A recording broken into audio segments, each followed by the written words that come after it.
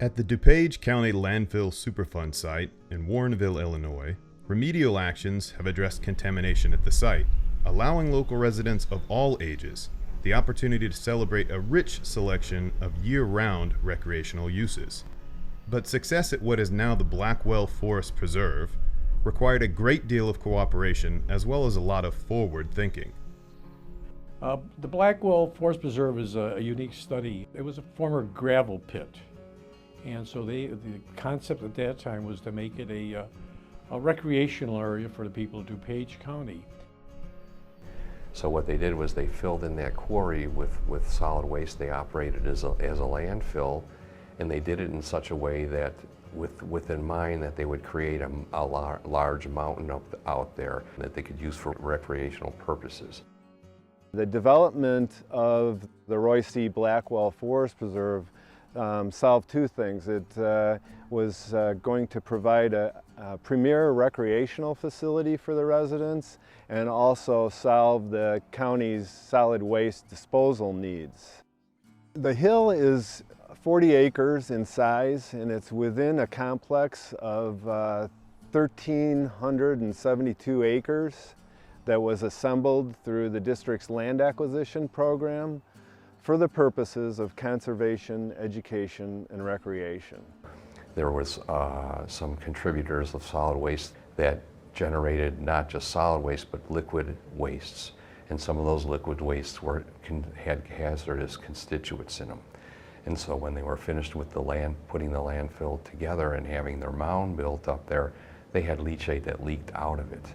Earlier sampling found that the site was contaminated with VOCs. EPA went up and we did a site assessment and found that groundwater was the major pathway for the site, and then the EPA put the site on the NPL.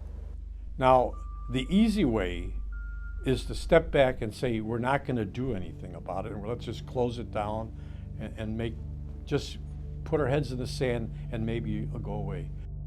We were very proactive, wanting not to fight, but to take direction from the EPA, see how we could work as not in an adversarial position, but in a cooperative position. Both parties had the same goal.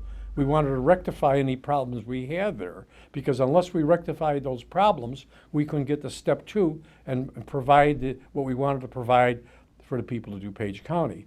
And since 1976, Mount Hoy and the Blackwell Forest Preserve have provided a wide variety of publicly accessible recreation and conservation uses.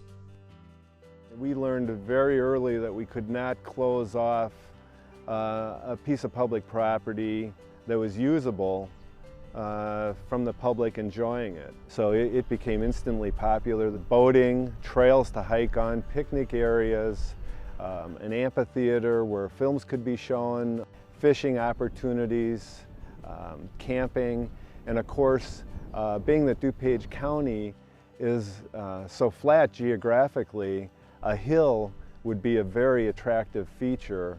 A lot of recreation goes on within Blackwell, and one of the unique features, of course, is Mount Hoy. Within the winter, we have tubing, and that's something that's kind of unusual. And basically, for $4, anyone is able to rent a tube for the day and slide down Mount Hoy as many times as they like. Mount Hoy is one of two good locations in DuPage County for watching the annual hawk migration that occurs every fall. Here in Illinois it's pretty flat and Mount Hoy is high, so we have a nice vista. You'll see more up here than you can down below. Initially seeded with Eurasian grasses, the surface of the landfill didn't blend in with the landscape, and the Forest Preserve District wanted Mount Hoy to look, feel, and function like a natural part of the ecosystem. The Forest Preserve District has established native vegetation on the surface of the landfill, selecting grasses and plant species that are commonly found in the short grass prairie habitat. The use of native vegetation at landfill sites provides a range of recreational, ecological, and financial benefits. EPA supports ecological reuse of contaminated sites as part of the larger Superfund redevelopment initiative.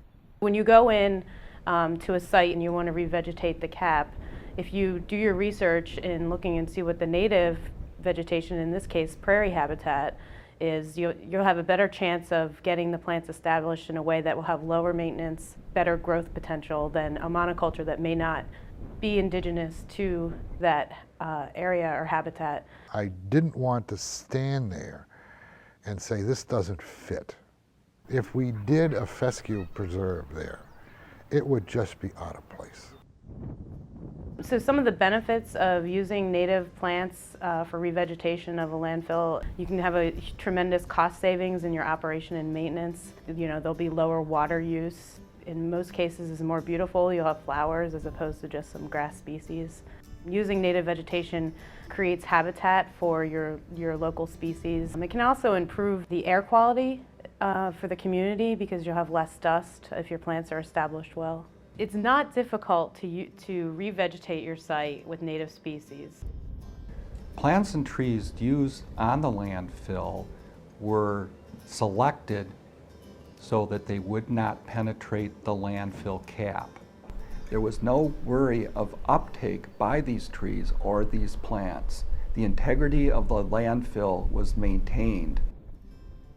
To maintain the remedy, it's pretty much what one would do at any landfill. We monitor the gas, we monitor the groundwater, we monitor leachate elevations. Annually we produce a report on the vegetation, shows what root penetration is. As a forest preserve, we manage prairies on thousands of acres. It's a combination of burning, selective herbicide applications, and actually removal of some very persistent unwanted species. The only extra thing we do on the landfill is some sensitive areas like leachate vaults. We may weed whack around to get rid of the vegetation so there isn't enough fuel. The unified effort to clean up and restore the DuPage County Landfill site has created a public open space that provides multiple community and environmental benefits. My position has always been, if we have it, let's utilize it. And I think what we did at Blackwell is a perfect example of incorporating all the possible needs of the people and serving all those needs. What are we going to do with it when it's over? And the answer is, yeah, you can build a park at another Superfund site. You can also build an office complex, you can build whatever you want to build. But you have to look at the community that's around it and say, what does this community want? Not now, but into the future.